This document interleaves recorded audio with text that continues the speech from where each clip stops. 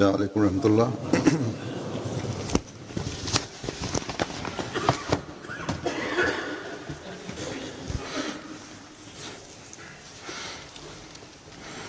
أشهد أن لا إله إلا الله وحده لا شريك له وأشهد أن محمدا عبده ورسوله أما بعد فأعوذ بالله من الشيطان الرجيم بسم الله الرحمن الرحيم الحمد لله رب العالمين الرحمن الرحيم مالك يوم الدين إياك نعبد وإياك نستعين اهدنا الصراط المستقيم صراط الذين أنعمت عليهم غير المغضوب عليهم ولا الضالين.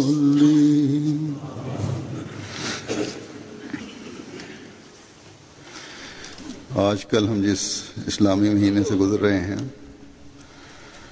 इस महीने का नाम Bismillahirrahmanirrahim. Huzur kaže, ovih dana islamski mjesec kroz koji prolazimo, ime ovog mjeseca je Muharem i ovo je prvi mjesec islamskog kalendara. Općenito, kad prvi mjesec nove godine dođe i kad počne nova godina, mi općenito jedan drugom upućujemo čestitke. U prošlog petka Huzur kaže, na nekim mjestima Muharem je počeo u četvrtak ili petak, tako kad sam ja stajao napolju neko je isto bio napolju i čestitao mi je. Međutim, kakva je vrsta čestitke kad je na sami taj dan eksplodirala bomba u nekom ne znam, programu šija i nekoliko ljudi je bilo ubijeno. Tako na početku nove godine mi normalno izmijenimo čestitke i zaželimo drugom sretnu novu godinu. Međutim, kad nova godina ovog lunarnog kalendara počne, onda većina ispravnog razmišljanja od umeta koji ispravno razmišljaju i koji su poštenog uma, koji imaju ljubav prema Allahu u svom srcu, oni se brinu, oni budu zabrinuti. Zašto je, kao što sam rekao, eksplozija bombi, ubijanje, i svako zna da je to zbog činjenice da ovih dana, uprkos činjenice što su najave od strane vlada i uprkos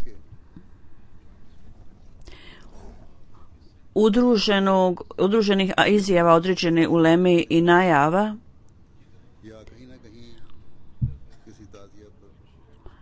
bilo da je u pitanju sukob između Suni i Šija ili nekih drugih grupa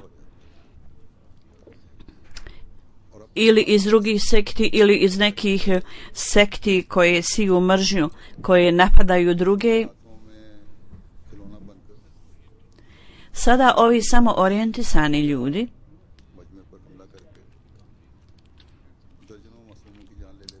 čine svakakav napor i napadaju, i onda ovi ljudi neki oni su postali, najvini ljudi su postali oruđe o njihovim rukama i oni napadaju neke sada šije, pogotovo ovih dana, ovi koji nemaju nikakvog religijskog cilja kao takvog ili nemaju nikakvog čak nikakvih religijskih ciljeva i razloga, nego imaju svoje ambicije i oni Oni hoće da onemoćaju vlade.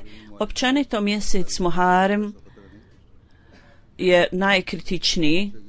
U zapadnim zemljama je sutra 10. Muharem, tog dana najveća opasnost i briga. Međutim, u zapadnim zemljama nema te brige, dok u istočnim zemljama ima, u Pakistanu i možda nekim drugim zemljama. Sutra je 10. Muharem. Tog dana počinjene su vrhunske nepravde i ponekad na raznim skupovima šija započeli su već prve noći napade, kao što sam najavio da oni su napali šija muslimane u Pakistanu. Huzur je naveo nekoliko mjesta gdje su se dogodili ovi napadi i bilo je rečeno na vijestima. Zato je bila eksplozija i nekoliko života je oduzeto. U Rawalpindiju je bio napad juče i prekjuče isto tako. Juče je 23 ljudi umrlo zbog ovih napada koji je namijenjen bio šija ljudima. I šije onda koriste ovu priliku da se osvete za ovo. Tako da je vrlo strano stanje u kojem se muslimanski umet danas nalazi. I ovo je samo izaziva čovjekovu najveću moguću žalost i tugu, kakav god da konflikt, sukob postoji, razlike bilo među muslimanima ili muslimanske vlade, ako stvaraju neku podjelu među njima, ili neke zemlje su takve da u tim zemljama imaju manjine i onda većina, oni koji su većini imaju vrlo oštru reakciju prema njima i proganjaju ili napadaju i tako dalje. I onda ovi u manjina nađu priliku, koriste priliku da uzvraćaju. Te grupe koje su u manjini onda napadaju tu grupu koja je u većini. I to je jedan beskrajan krug, lanac. I na ovoj osnovi protiv terorizma u ime rata ili s ciljem da skrše ove ljude koji se bune, vlade također gube nevine živote i uništavaju nevine živote bez mnogo razmišljanja. Oni bombarduju ova mjesta i događa se ubijanje i hiljade muškaraca i žena u svojim vlastitim zemljama su ubijeni i ovo se isto događa u Siriji u ovo vrijeme ovih dana. Ovo je onda razlog zašto antiislamske, protivislamske sile imaju slobodnu priliku da rade šta god žele. Napad Izraela na Palestinu, na Palestince, je zbog sukoba između muslimana i što muslimani nisu ujedinjeni. Nema nijedne muslimanske zemlje gdje se ove religijske razlike ili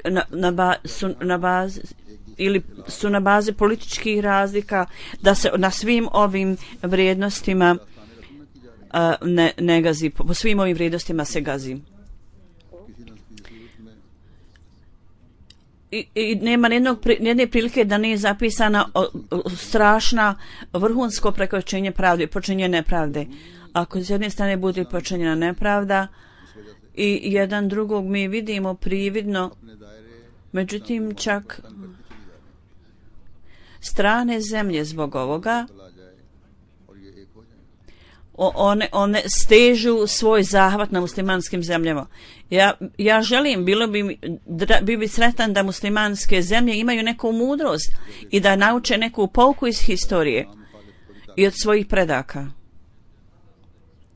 I ono što nam historija govori je da kad islamska neka velika sila čija vlada dođe na vlast kao na primjeru Muavije, i oni su smatrali u to vrijeme da antiislamski smatrali da su muslimani slabi, žele su da napadnu, da iskoriste ovo neslaganje između muslimana. Kad je Hazreti Muavija saznao o tome, on je poslao poruku tom kralju ovako rekao: naše unutrašnje razlike, ako ciljate da to iskoristite, nemojte nikada ni pomisliti da napadnete muslimane, jer ako napadnete muslimane, onda ću ja, tako je rekao, ja ću biti prvi general u ime Hazreti Alija koji će se boriti protiv vas. Ovo je bila reakcija, Huzur kaže, ovih ashaba kojima se mi pridružujemo, s kojima sebe vežemo. Međutim, danas ovi ljudi, oni udružuju ruke s protivnicima i planiraju zavjer protiv muslimanskih vlada i onda sebe nazivaju muslimanima. Da, sa jedne tačke ova ulema ili takozvana ulema su ti koji uvijek stvaraju nered i tu su oni ujedinjeni, a to je i protiv zajednice džemata koji utemeljuje Mesih Muhameda, protiv džemata našeg oni su ujedinjeni. Ovi koji imaju čvrsto vjerovanje u kelime šahadet la ilaha illallah Muhammedu Rasulullah, oni su ujedinjeni da takve ljude koji čvrsto vjeruju u kelime šahadet Muhameda alejhi selama, da ih gurnu nasilu iz islama. Oni nemaju ni najmanje straha u svom umu da je kelime šahadet onog poslanika koji ti ljudi Ahmedi muslimani proglašavaju, i oni tvrde da su spremni položiti svoj život za čast Muhameda alejhi selama i za njegov ugled. Oni najmanje se ne vode brige o tome, onome šta je časni poslanik rekao. Zašto ne prime ono što je posluša što je Muhammed alejhi selam rekao?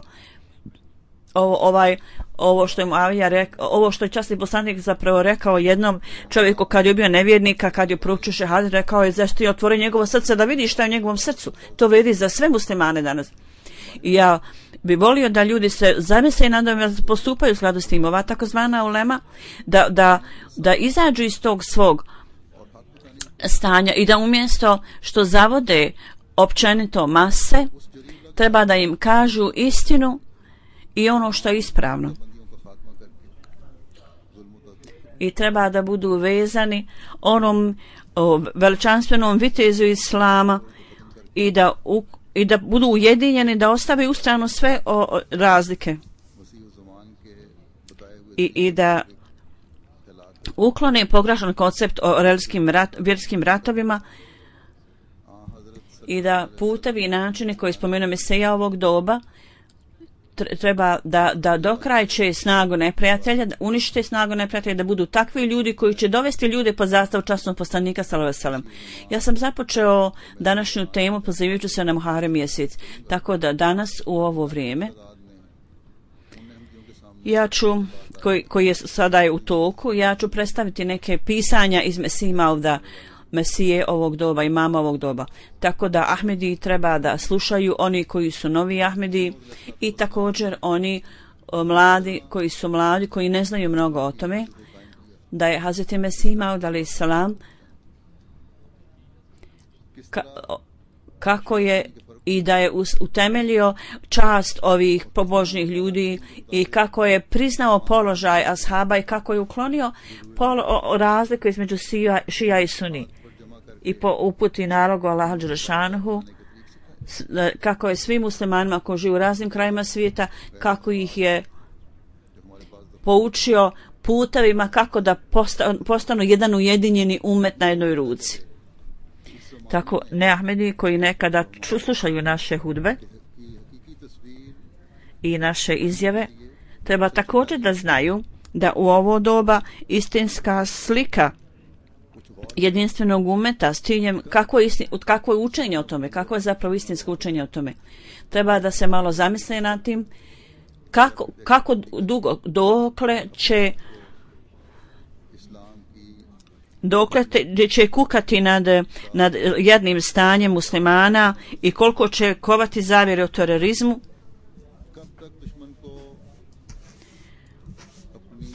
Treba da razmisle o sebi, ispunjavaju dužnosti kao muslimani prema islamu i dokle će kao rezultat svojih beskorisnih napora, koliko dugo će pružati priliku nemuslimanima da napadaju islam. tako, bilo da su muslimanske zemlje imaju nered ili je tamo bezakonje, ili je to možda zbog nepravde jednog prema drugom u njim vlastitim zemljama, ili to može biti zbog tlačenja antiislamskih vlada prema muslimanskom narodu. Jedini lijek i s ciljem da utemeljimo stvarnu slavu muslimana leži u činjenici da onaj koji je poslan od Allaha dželešanuhu, on ima ovaj recept koji je najveći zaljubljenik časnog poslanika sallallahu alejhi ve sellem, istinski zaljubljenik koji je došao s ciljem da proširi učenje časnog poslanika sallallahu alejhi ve sellem u cijelom svijetu, i on je određen za ovu misiju. Kao što sam rekao, ja ću predstaviti neke isječke iz pisanja obećanog Mesija alejhi selama koji nam govore o položaju ashaba časnog poslanika sallallahu alejhi ve sellem. Sada, ako muslimani hoće da utemelje svoj identitet i da utemelje svoju čast i ugled, ako hoće da se zaštite od napada nemuslimana i prenošenjem poruke svim ljudima, da sve ljude dovedu pod zastavu časnog poslanika sallallahu alejhi ve sellem, onda oni moraju ukloniti razlike između šija i sunni muslimana i razlike između raznih sekti muslimana. To mora biti uklonjeno i oni moraju postupati u skladu sa učenjem one religije koju časni poslanik sallallahu alejhi ve sellem donio, u kojoj nema grupa i nema sekti. I svi su primjeri ashabi bili primjeri istinskog žrtvovanja, oni su bili primjeri pobožnosti i plemenstva, oni su bili kao zvijezde koji su davali uputu ljudima. Međutim, položaj nekih izjava nekih po izjavama neki položaj nekih ashaba je bio viši od položaja časnog poslanika. Hazreti Ebu Bekir radijallahu anhu, njegov položaj, visoki položaj koji je njemu dat od Allaha i časnog poslanika, nikom ne može biti takav položaj. Tako slično Hazreti Omeru, Hazreti Osmanu, njihovi položaji, također položaj Hazreti Alija, Hazreti Imam Huseina i Hazreti Imam Hasana. Njihovi položaji su korak po korak nalik tome. Dakle, imajući u vidu njihov položaj, mi moramo vidjeti ovaj položaj ashaba. Ako se ovo dobro razumije, onda će sav nered biti potpuno uklonjen. I s ciljem da uklonimo sve ove razlike među ljudima kasnijeg doba, Hazreti Mesih Maud alejhi selam je poslan između njih, od njih. I svaki ashab časnog poslanika i svako koji je bio vezan s njim, koji je bio blizak njemu, govoreći njegov položaj, on je utemeljio njegovo poštovanje. Na jednom mjestu on kaže u Sire Hulafa nešto. Ovo je na arapskom, a prijevod ovako glasi: meni je dato znanje da je Hazreti Ebu Bekr radijallahu anhu uživao najviši položaj među svima ashabima. I on je sigurno bio prvi halif i u pogledu njega riječi o hilafetu u njegovom su bile objavljena. Zatim i Sirul Hilafet, ovo je iz te knjige ovaj navod, glasi ovako: tako mi Boga, on je bio drugi Adem u islamu i on je bio manifestacija toga. Iako on nije bio poslanik, međutim, Hazreti Ebu Bekr, on je imao sposobnost poslanika. I zatim Sure Hulefa kaže ponovo, Allah je vrlo dobro znao da je Hazreti Ebu Bekr Siddiq radijallahu anhu od ashaba bio najsmionija i najispravnija, najbogobojaznija osoba. I on je bio najomiljeniji časnom poslaniku. I on je bio pobjedonosni general i vođa cijelog svemira. Ljubav prema njemu, on je bio pomagač časnom poslaniku i volio ga, i on je bio njegov asistent. I zato je časni poslanik sallallahu alejhi ve sellem u toku vremena kad je bio uznemiren, on uvijek tražio utjehu kod ove osobe i njemu je dato ime Sidik. On je bio najbliži i vrlo blizak prijatelj časnom poslaniku sallallahu alejhi ve sellem. Njemu je također data čast da bude drugi od dvojice u pećini kad je časni poslanik selio za Medinu. Onda na jednom mjestu u Malfuzat obećani Mesija alejhi selam kaže Resulullah sallallahu alejhi ve sellem u svoje vrijeme halifa Evel, prvi halif Ahmedijata,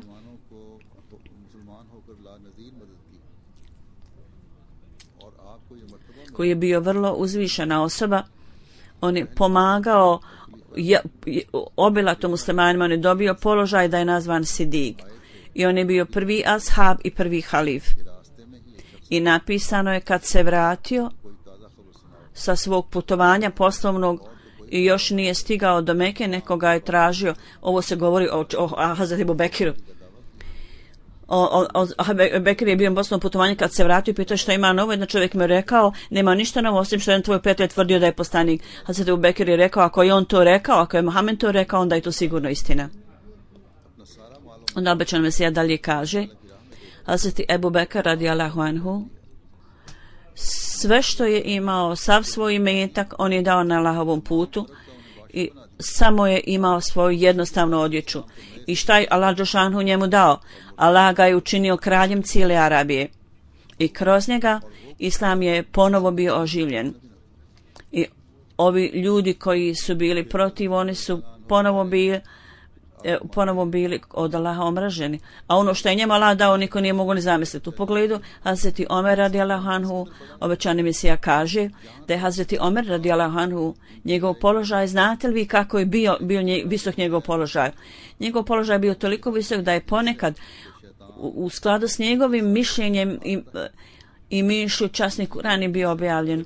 I u pogledu njega je hadis da šeitan bježi od sjene Hazreti Omera. Zatim ima hadis koji kaže da je bio ikakvog poslanika poslije to je bio Hazreti Omer. Zatim ponovo drugi hadis kaže prethodno su muhadisi bili među ljudima, a da u mom to ima ikakvog muhadisa, onda je to Hazreti Omer. Onda Hazreti Omera Mesija alejhi selam kaže Hazreti Omer radijallahu anhu on je primao objave. Međutim, on nije sebe smatrao ničim vrijednim. Smatrao je sebe bezvrijednom osobom. I taj istinsko vodstvo koje Allah dželešanu utemeljio na zemlji, on nije želio da ima udjela u tome. To znači da kroz objavu on nije sebe smatrao da je partner u tome sa časnim poslanikom. Neuzubillah. Tako da je Allahovim blagoslovom on je bio učinjen halifom. Allah ga je odredio halifom. U knjizi Hudžatullah Hazret Mesih Maud alejhi selam kaže, obećani Mesija alejhi selam kaže, ovo je prijevod arapskog teksta i kaže časni poslanik sallallahu alejhi ve sellem u svom komšiluku kaže u susjedstvom njegovom dvoje ljudi koji su bili vrlo pobožni i vrlo čisti i ispravni i bili izuzetno plemeniti i u toku svog života i kad su umrli Allah dželešanu ih je proglasio njegovim ashabima, istinskim ashabima, jer poslije smrti oni su sahranjeni blizu časnog poslanika. Ovo je prijateljstvo koje ostaje stalno i teško ćete naći ravno tome. Njihov čast je da su potrošili život svoj u skladu sa životom časnog poslanika u istom mjestu i onda su bili određeni halife poslije njega. Oni su bili ljudi da su sahranjeni u jednom uglu mjesta gdje je časni poslanik sahranjen. I na sudnjem danu oni će biti uzdignuti skupa s časnim poslanikom sallallahu alejhi ve sellem. I onda u Sirul Hulafa još je jedan navod, nalazi se još jedan navod. Hazreti Mesih Maud alejhi selam kaže prijevodu, moj gospodar je ovu stvar meni otkrio da je Hazreti Ebu Bekr Sidik, Hazreti Omer Faruk radijallahu anhu, Hazreti Osman radijallahu anhu, da su bili vrlo pobožni i ljudi vjere.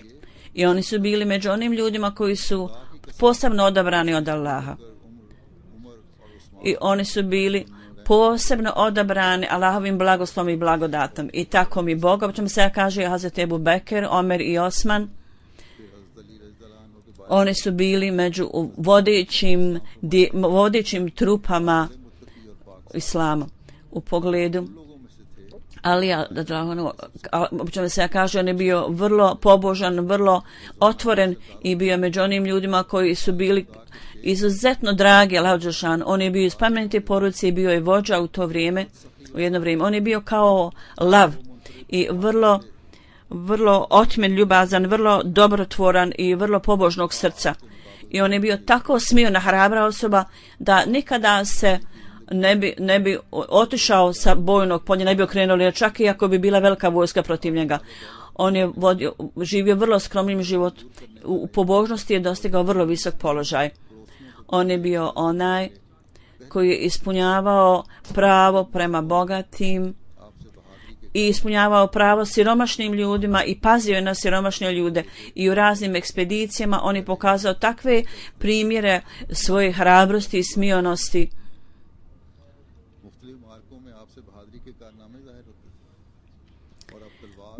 da zbog toga uživa vrlo poseban položaj i u svakoj ekspediciji on je pokazivao primjer hrabrosti i nije se bojao neprijatelja, uvijek je poražavao neistinu.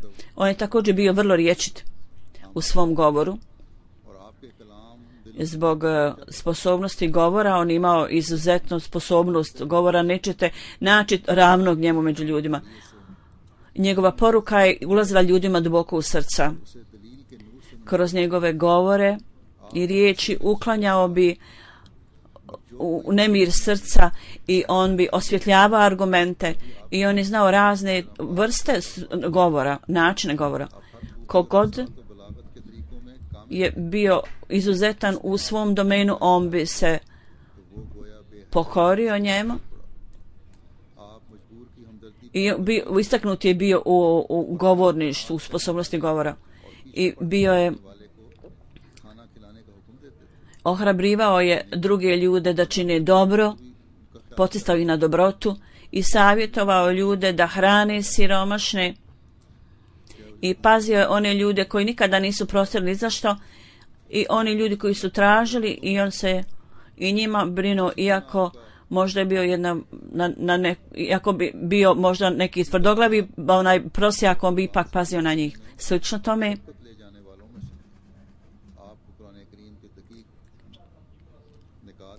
on je bio među ljudima koji su jako otišli napred, koji su dobili najviše koristi iz knjige i on imao posebno razumijevanje dubokog značenja časnog Kur'ana.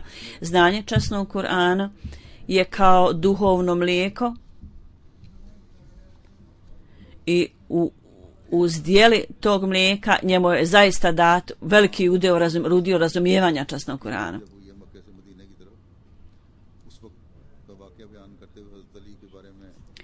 Kada je časni poslanik selio iz Mekke u Medinu, opisujući događaj te prilike, Hazreti Mesih Maud alejhi selam prenosi i kaže: onda je jedan vrlo drag, čija osoba je bila puna ljubavi i naklonosti na način žrtvovanja svog života pod nalogom časnog poslanika, on je legao u njegov krevet, to je bio Hazreti Ali, tako da se preruši pred neprijateljem časnog poslanika, tako da oni misle da je to časni poslanik, da smatraju da je umjesto njega časni poslanik, tako da oni ostanu tu, da ne idu za časnim poslanika, gdje poslanik se iskrao iz svoje kuće noću da iseli iz Mekke u Medinu. Na persijskom običan Mesih selam kaže: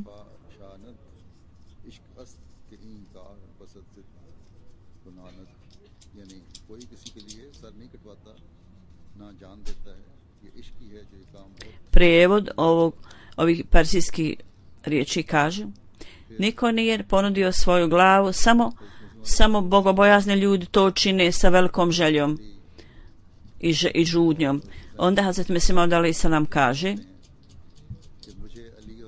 u pogledu Hazreti Alija i Hazreti imama Huseina u njihovoj vlastitoj sličnosti kaže: ja imam vrlo prefinjenu sličnost između Hazreti Ali i Hazreti Huseina, a drugi ljudi ne znaju o tome i sigurno i zaista ja volim Hazreti Alija i obojicu njegove djece. Ja imam neprijateljstvo prema svakome koji ima bilo kakvu vrstu neprijateljstva prema njima. Onda o imamu Hasanu i Huseinu, obećani Mesija alejhi selam kaže, oni su učinili svoje plemenite stvari i dostignuća, imali su dobar položaj obojica u pogledu njih. Obećani Mesija kaže, Hazreti imam Hasan, prema mom razumijevanju, on je učinio vrlo predivne stvari.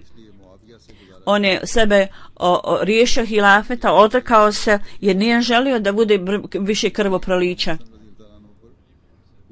Jednostavno se je odrekao, povukao se da ne bude halifa. Imam Hasan.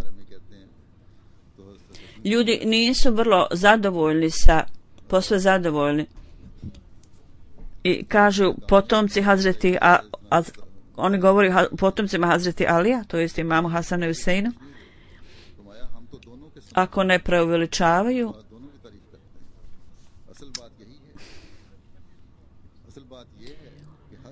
i oni preuveličavaju, međutim, obećamo se, ja kažem, mi hvalimo obojicu njih, Hazreti Huseina i Hazreti Hasana. I svaki ima svoje odlike i potencijal. Hazreti imam Husein radijallahu anhu nije želio da muslimani prolijevaju svoju krv, više je volio mir. Hazreti imam Husein radijallahu anhu nije želio da dadne zavid bajata na ruci osobe koji nije bio plemenit i nije zasluživao da bude duhovni vođa. Ovo je druga stvar, da Jezid napravlja neki napredak kroz Jezida, to je Allahov posao, da ponekad takvoj osobi bude dato. Njegov sin je bio dobra osoba, Jezida. Hazreti Mesih Maud alejhi selam kaže, zapamtite ovu stvar, da Božji poslanici i slično tome svi drugi ljudi, oni koji su ispravni Allahovi robovi, oni ovdje dolaze kao plemeniti primjeri, i oni ljudi koji ne slijede, ne žive u skladu s tim primjerom, nego smatraju da su oni koji mogu otkloniti sve njihove teškoće, idu do druge krajnosti, oni dolaze do tačke preuveličavanja. I ponekad ljudi idu njima i padaju im na seždu i smatraju ih da su oni u stanju da ukloniti sve njihove teškoće. Takvi ljudi nemaju nikakve vrijednosti u Allahovim očima, zapravo će vidjeti da poslije smrti ovi imami neće pokazati nikakav odnos, vezu s njima. Slično tome oni ljudi koji smatraju imama Huseina, iako idu do krajnosti da opisuju njihov status do te veličine i preveličine, oni nisu zapravo sljedbenici imama Huseina. I istoga Hazreti imam Husein radijallahu anhu ne bi bio sigurno sretan s tim i neće biti sretan. Poslanici uvijek dolaze kao plemeniti primjer i činjenica je da bez slijeđenja njih ništa ne postoji, ništa tu više nema. Njihovi postupci su da treba da slijedi putem i plemenite primjere ovih bogobojani ispravnih ljudi. Onda Hazreti Mesih Maud alejhi selam kaže, savjetujući Ahmedi muslimane, on kaže, zato što neki Ahmedi ponekad on spominje nešto o Hazreti Huseinu i nije bio sretan kad je neko je nešto rekao, obično se nije bio zadovoljan kad je to čuo. I rekao, ja sam saznao kroz pismo od nekoga da neki neuki ljudi koji sebe pripisuju mojoj zajednici, da oni govori ove riječi u pogledu Hazreti Huseina, da ne uzubila Bože sačuva, da zbog činjenice da on nije dao zavjet bajata na ruci halife tog vremena, Jezida, da je zbog toga nije bio u pravu, a da je Jezid bio u pravu. Obično se kaže prokletstvo na tim ljudima. Ja ne vjerujem da takve riječi može izgovoriti neki moj sljedbenik uopšte. Međutim, meni pada na pamet da većina šija u svojim riječima koje ponavljaju i u onim uvredama također uključuju i mene, obično se ja kaže, tako da nije izvan zamisli da neka nepažljiva osoba u odgovoru na ovu na ovu glupu stvar možda kaže neku glupu stvar. Kao ponekad se kažu neprekadne riječi kršćana koje upotrebe za časnog poslanika, onda možda neka osoba možda nešto kaže u pogledu položaja i časti Hazreti Isa a.s. Međutim, u svakom slučaju kroz ovu najavu ja želim da kažem članovima svog džemata da mi čvrsto vjerujemo da Jezid je bio nečista osoba, vrlo nečista osoba i kao crv zemlje.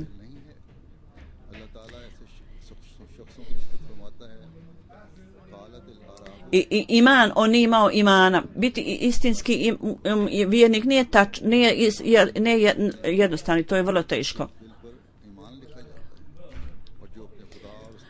U prijevodu ovaj izraz kaže, vjernici su oni na čijim srcima je ispisana vjera. I oni uvijek više vole Allahovo zadovoljstvo nad bilo čega drugog i oni slijede put bogobojaznosti i potpuno su izgubljeni ljubavi prema Allahu dželešanu. I sve što zaustavlja osobu kao što je statua od obožavanja Allaha, bilo pogrešna izjava ili pogrešna djela, to sve odvodi ljude dalje. Jezid nije imao ništa od ove prirode bogobojaznog ispravne osobe. Ljubav prema svijetu potpuno ga je zaslijepila. Hazreti Husein radijallahu anhu je bio vrlo čist i on je bio između onih odabranih ljudi Allaha dželešanu i on je među onim odabranim ljudima Allahovim, oni koji su očišćeni Allahovim rukama i Allah dželešanuhu ih je ispunio svojom ljubavi i on je sigurno među poglavicama dženneta. Imati i barem malo zlobe prema njemu sigurno osobu lišava vjere. I čvrstina, ustrajnost, plemenitost i pobožnost su, on je kao primjer bio ovome. Hazreti Husein je bio kao primjer za nas u tome. Mi smo ljudi koji slijedimo njegove plemenite tradicije, njegov plemenit primjer koji je njemu dat, koji su njemu dati. Uništena je ona osoba koja je njegov neprijatelj, a uspješna je ona osoba koja praktično pokazuje svoju ljubav i naklonost. I njegova plemenitost, i njegova odvažnost i hrabrost, njegova ljubav prema Allahu, sve ove stvari ove prirode on je posjedovao i ima u svom srcu isto kao izgled osobe koja stoji pred ogledalom i sve se odražava, tako on odražavao sve u sebe. I ko zna šta je stvarni položaj ovih ljudi. Ljudi svjetski ne mogu da ga prepoznaju jer su daleko od toga. I to je bio razlog ubistva Hazreti Huseina, jer on nije bio istinski prepoznat, nisu ga istinski prepoznali ljudi. Ko je taj Allahov miljenik kojeg su uvijek ljudi tog vremena voljeli?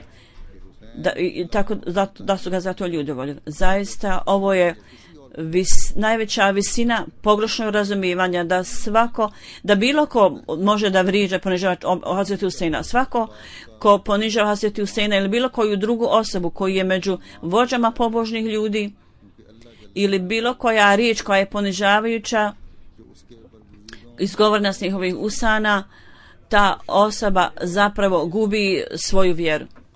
I Allah dželešanu postaje neprijatelj onih ljudi koji su neprijatelji ovih njegovih odabranika i miljenika.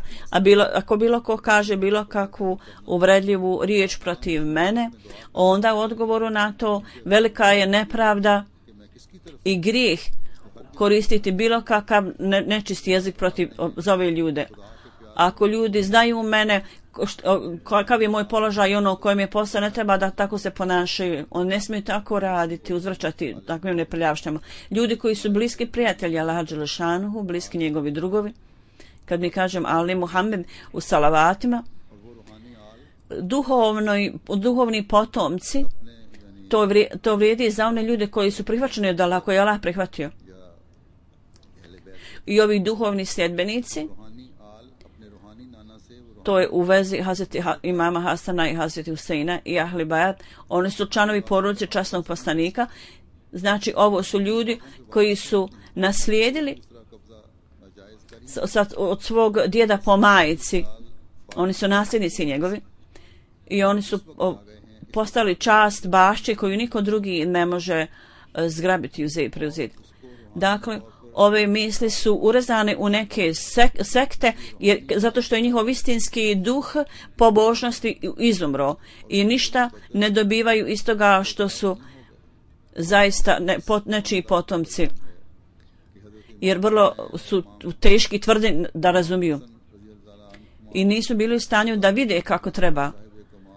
Ko će sumnjati da su Hazreti Imam Hasan i Hazreti Imam Husein i Hasan, da su oni bili ljudi velike izvanrednosti, vrlo plemeniti i pobožni, i oni su bili vođe upute. I obojica su u pogledu oba dva značenja, oni su bili potomci od časnog poslanika u pravom smislu. Hazreti Imam Hasan i Husein, obojica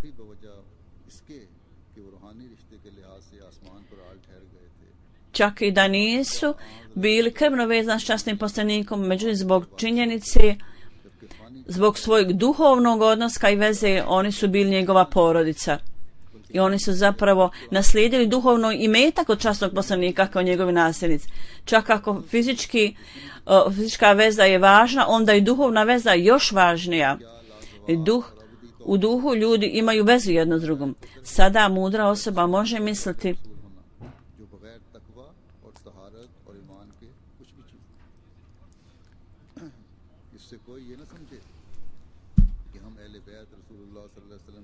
je li bitno da neko ima samo fizičku vezu, krvnu vezu, a da nema nikakve duhovne srodnosti i nasljedstva. Dakle, porodica časnog poslanika da i ne daj Bože smatra neko da ne zaslužuju poštovanje.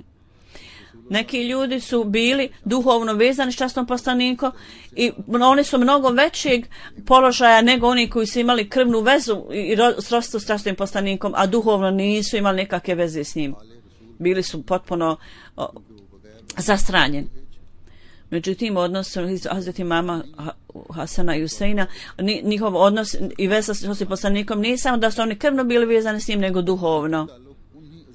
Stvarna stvar je duhovna veza i duhovna bliskost. To je ono što je važno. I stvarni odnos je samo oni koji su imali takvu vezu s časnim poslanikom, koji su uključeni u njegovu duhovnu porodicu. I oni su zapravo kao sinovi koji su rođeni kao njegovi potomci u duhovnom smislu. I učenje i svjetlo koji izvire i počinje od njih, to je stvarna stvar. I ovi ljudi koji dobiju novi život kroz ovo svjetlo i razumijevanje, oni su ljudi koji su stvarno nazvani duhovnom familijom časnog poslanika sallallahu alejhi ve sellem. Tako ako Ahmedi slijede učenje časnog poslanika sallallahu alejhi ve sellem i ako dobivaju korist iz svjetla časnog poslanika sallallahu alejhi ve sellem i ako istinski slijede učenje časnog poslanika sallallahu alejhi ve sellem, onda će biti ubrojani među duhovne potomke časnog poslanika. Ovo je učenje koje je neophodno za svakoga da ga slijedi. On treba da prepoznaju i priznaju visoki položaj svih ovih pobožnih ljudi, da pokažu poštovanje prema njima. I unutrašnje razlike i ubijanje i prolijevanje krvi treba da se uzdržite u to. Morate se od toga uzdržati. Treba da se sve uzdrže od tog muslimana. Nije samo da se događa ovaj nered među muslimana i da muslimani ubiju među muslimane. To je zbog nekih utjecaja antiislamskih ljudi. Međutim, među muslimanima ima ljudi koji su se podijeli, koji stvaraju sekte i oni su odgovorni za stvaranje nereda. I ponekad oni sami su lično odgovorni za to. Sada ovi napadi koji su provedeni protiv šija ili napadi na džamije, u tome uključene su ove organizacije koje su od vlada proglašeni kao teroristi. U pogledu terorista vlade daju izvještaj da među njima ima takvih ljudi koji čak nisu ni muslimani. Međutim, samo da bi stvarali nered, oni su došli izvana da bi stvarali nered. Da Allah ima milosti prema muslimanskom ummetu i da ih osposobi da budu ujedinjeni, da budu jedno. Ja želim da kažem Ahmedi muslimanima da druge muslimanske grupe i nominacije, oni poduzimaju revanš, osvetu prema drugim ljudima. Ako budu napadnuti, oni napadnu u odmazdi osvet. Međutim, Hazreti Mesih Maud alejhi selam je poslije dolaska u njegov bajat, nakon dolaska u Ahmedija džemat, postajući član njegove zajednice, sve ove nepravde koje oni zajednički čine protiv nas, mi nikada ne smijemo ni pomisliti da bilo kome se revanširamo i izvratimo. Jeste? Ako nešto postoji što se traži u ovo vrijeme, je to da svaki od nas, poslije svake nepravde koja je počinjena protiv nas, treba da napravimo napredak u stvarima pobožnosti i plemenitosti i bogobojaznosti. I više nego ikada prije treba da usnujete odnos sa Allahom i da budete zauzeti u ibadetu. Hazreti Imam Husein radijallahu anhu, dajući svoju žrtvu, on praktični primjer koji on za nas pokazao, to je za nas uputa. Hazreti Husein radijallahu anhu, govoreći u ovoj stvari, u jednoj strofi, on kaže, savjeti ljudi, kaže, oni vas čine Huseinom, žrtvom, a oni postaju jezidi. Kako je to lahka pogodba, neka neprijatelji bacaju svoje strijele. Tako Hazreti Imam Husein radijallahu anhu, o kojem Hazreti Mesih Maud alejhi selam je spomenuo da je on bio među vođama ljudi dženneta, on nam je dao pouku strpljenja i čvrstine. On nam je pokazao puteve prema džennetu. U ovo doba, pogotovo u ovom mjesecu Muharemu, kad molite Allaha za sebe da budete čvrsti. U vjeri također molite Allaha da budemo zaštićeni od štete neprijatelja. Radi kulišeni hadim, rabi kulišeni. Ovu dovu trebate vrlo često učiti. Rabi kulišeni hadim, također učite Allahumma inna naj'aluke fi nuhurin ve uzbike min šurrim. Također treba da učite vrlo često ovu dovu u pogledu učenja salavata. Ja sam prošli put spomenuo i mnogo puta sam spomenuo, treba posvetiti posebnu pažnju tome da Allah dželešanu čuva svakog ahmedija pod svojom zaštitom i protiv neprijatelja, da Allah porazi i sve ovi planovi koji neprijatelj planira protiv nas, da nam Allah dželešanu pokaže svoju pomoć i zaštitu, ima milosti prema nama i da nas zaštiti od svih vrsta štete od protivnika Ahmedijata, da Allah dželešanu zaštiti cijeli džemat u tome. Svaki nered, svaka zavjera i plan koji oni pravi protiv naših džemata, oni uvijek tako čine ili planiraju u ovo vrijeme, da Allah dželešanu sve to okrene prema njima i odbije se njima od glavu. I da nas osposobi da budemo među istinskom duhovnim potomcima časnog poslanika, kao što je Mesih Maud alejhi selam spomenuo, da stvarni položaj je od duhovnih nasljednika.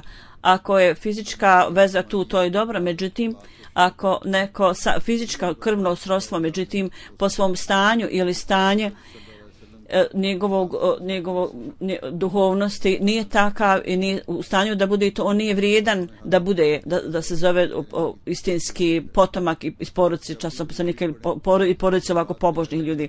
Da nam Allah dadne da uvijek sebe u detalje posmatramo svaki put. Kad god učite da salavat do šerif, treba da analizirate dokle nastojimo da dobijemo korist iz ovog darud šerifa salavata i koliko postupamo u skladu sa učenjem koji je jedan časni poslanik sallallahu i dokle smo dolazeći u zavid bajata imama ovog doba prihvatamo uputu i namećemo tu uputu i primjenjujemo u svom životu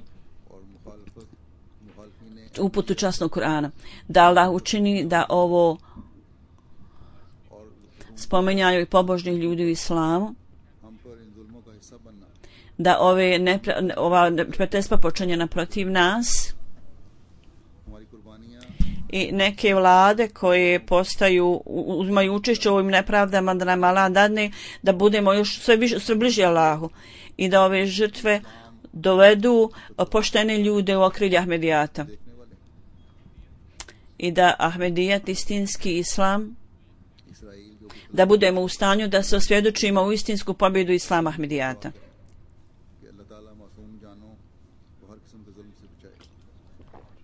Ja sam ranije spomenuo što Izrael radi u Palestini. pogotovo molite Allaha da ih Allah zaštiti od svake vrste nepravde.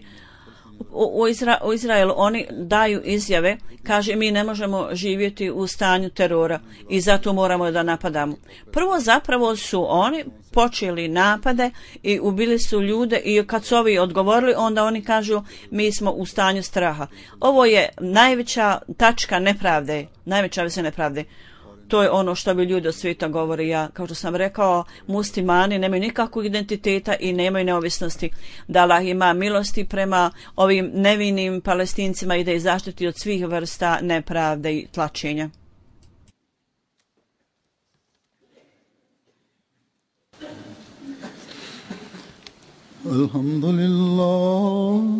Alhamdulillah nahmaduhu wa nasta'inuhu wa nastaghfiruhu wa nu'minu bihi wa natawakkalu alayhi wa na'udhu billahi min shururi anfusina wa min sayyiati a'malina.